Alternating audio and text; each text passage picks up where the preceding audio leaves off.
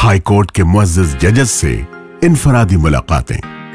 जनाब सैयद हामिद मोहसिन ने अपने मुस्लिम दोस्त वकला के साथ कर्नाटक हाई कोर्ट के 26 मुअज़्ज़िज़ जजेस और कई सीनियर वकला से इनफरादी मुलाकातें की और उन तमाम को कुरान गिफ्ट बॉक्स पेश किया।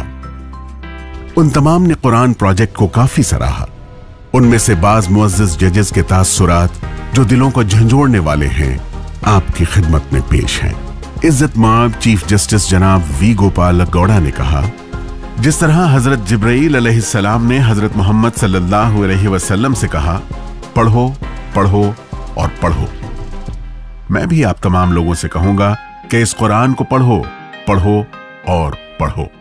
मुअज़्ज़िज़ जज अशोक बंगरप्पा ने कहा, 3 साल पहले मुझे एक किताब इकोनॉमिक सिस्टम इन इस्लाम पढ़ने का इत्तेफाक हुआ।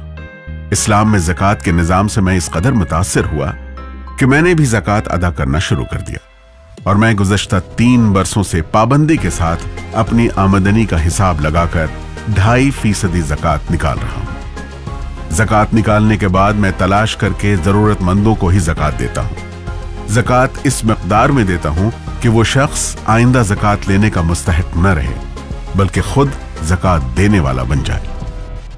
अगर मेरी तरह हर मालदार मुसलमान भी ज़कात इखलास से अदा करेंगे तो गरीबी बाकी नहीं रहेगी। इस समय मुझे ये बात भी जहन में आ रही है कि ज़कात की रकम में कुछ हिस्सा तराजों में कुरान और पैगंबर मोहम्मद सल्लल्लाहु अलैहि वसल्लम की सीरत की किताबों को बड़े पैमाने पर आम करने में लगाएं, जिससे कुरान और पैगंबर मोहम्मद सल्लल्लाहु अलैहि वसल्लम का बड़े पैमाने पर सही तारुफ होगा।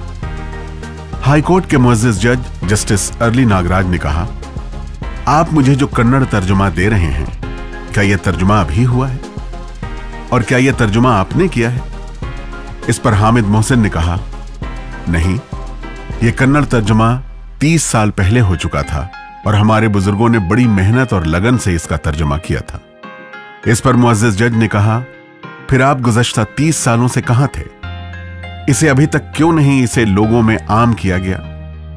इसमें कोताही क्यों बरती गई? मुसलमानों को कुरान का दारोगा बनाकर नहीं भेजा गया है। आप इस कुरान को ज्यादा से ज्यादा लोगों तक पहुंचाएं, क्योंकि इस पर सारी इंसानियत का हक है।